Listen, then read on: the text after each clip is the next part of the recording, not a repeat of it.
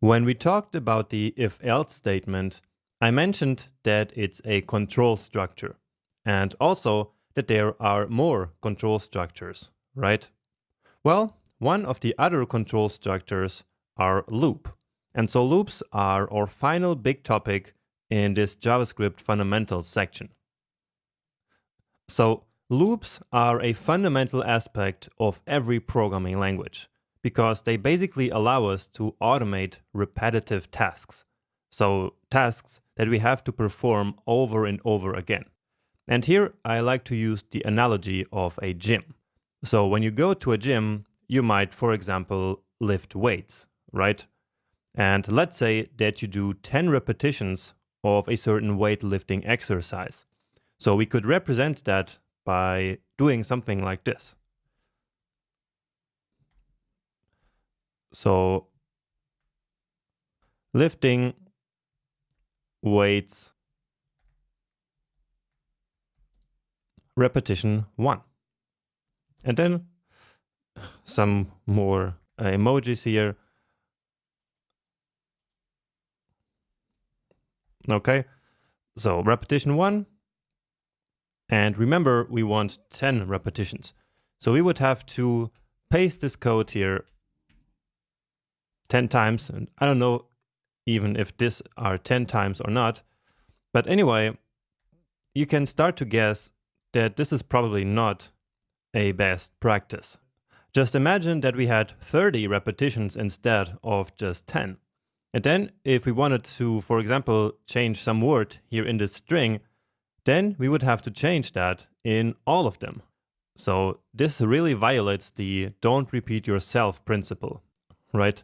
Because we're basically repeating the same code here 10 times, and all we're changing is just this number. So instead of doing all this, we can now create a loop and then put one of these lines of code in there, and the loop will then run that code over and over again until we tell it to stop. And so let's implement a so-called for loop now. And that's a loop which has a counter. So let's do that. And we simply write for and open parentheses. So a little bit like the if statement, and this is a for statement. And so it looks similar. Now the loop statement has 3 parts. The first part is the initial value of a counter. And in the case of this current example, the counter is the value that will start here at number 1 and go all the way to number 10. So let's call this counter rep, which stands for repetition. And so here we literally create a variable called rep. And we start it at 1 because, well, that's our first repetition. Okay? And here we need to use a let variable because this counter will later be updated by the for loop. So that's the first part of the for statement. Then we use semicolon and go to the second part. And the second part is a logical condition that is evaluated before each iteration of the loop. So before each time that the code in the loop is executed. So let me just write it here first, and then this will make more sense. So our condition will be rep needs to stay below or equal 10. So again, this condition that we just described here will be evaluated before each iteration of the loop. Now, if the condition is true, then the next loop iteration will run. But as soon as this condition is false, then the loop stops. And so no more code will then be executed. So basically, the loop will keep running while this condition stays true. And this is really important to realize. And let me actually write that down here for you. So for loop keeps running while condition is true. So this is the kind of notes that I hope that you are taking throughout the course. But this one is really important, and so I wanted to write it down. Okay, and so now I hope it makes sense that we have this condition, because in each iteration of the loop, the rep counter will get increased. And so at a certain point, it will reach 10, and with 10, this condition is still true. So 10 is still less or equal than 10. But then after that it will be 11. And so then repetition is no longer less or equal 11, and then the loop will stop. And at that point, we will have printed these 10 strings, basically. So let's continue writing this so that in the end, we actually make that work. So speaking of increasing the counter, that is actually the third part of the for statement. So another semicolon here. And now here we actually update the counter after each iteration. So that's necessary because right now the counter would just stay at 1 forever. And so this condition here would never be false. And so what we do here is to now increase the counter by 1 after each iteration. So we can say rep equal rep plus 1. But does this look familiar to you? So basically increasing the value by just 1.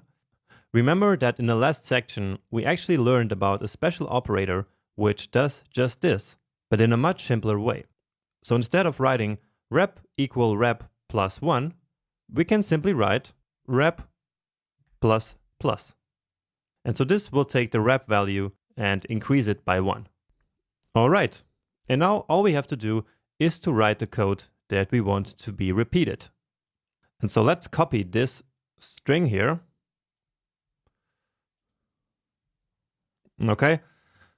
And let's say 1, and then it will print this string 10 times. So let's start with that. And then afterwards, I will show you how we can actually update this number here. But for now, let's try this out. And actually, let's comment this code out so that it doesn't get in our way. So comment / for that. And let's go. And indeed, we see that the string was printed 10 times. That's what this 10 here stands for. So the DevTools will not print the same string 10 times. It will simply put this 10 here. But what matters is that this logic here actually worked.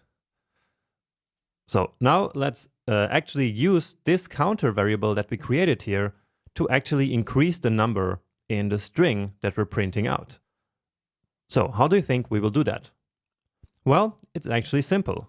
All we have to do is to replace this number here with the current value of the counter, because this variable that we defined here, so this rep variable, it's just a normal variable, and it's going to be available here inside of this code block.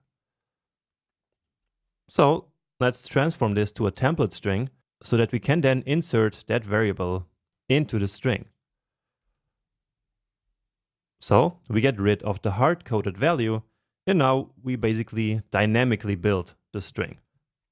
And so here, all we need to do is to put the rep variable. And now we get exactly what we wrote here manually in the beginning, right? So that works. And so let's recap exactly what we did here. So we wanted to log our string here, so a string like this, 10 times. But of course, it could be any other repetitive operation.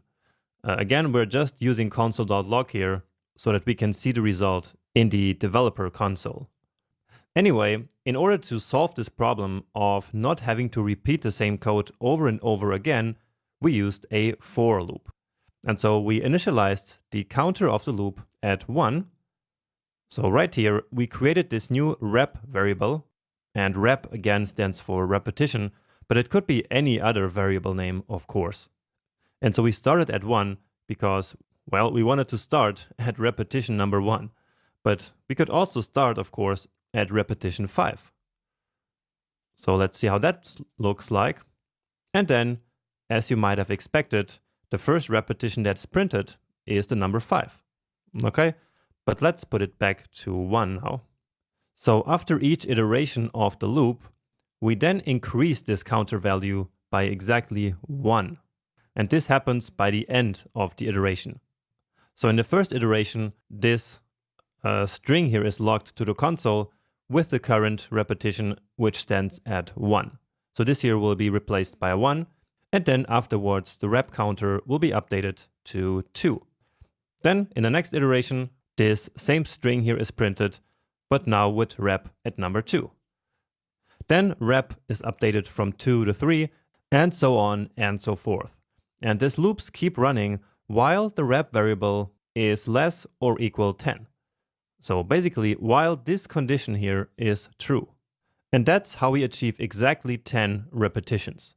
So what the loop does is to verify before each repetition if our condition here still holds true. And only if it does, it will keep running the loop. So it will execute the next iteration, and so it will execute this block of code here one more time. And of course, we could change it to something else. Let's put it at 30, and then we should get, indeed, 30 repetitions of the same string where only this counter here is changed. All right, and in a nutshell, that's how the for loop works in JavaScript. In the next few videos, we will see some more useful applications of the for loop and also talk about another type of loop that we have in JavaScript.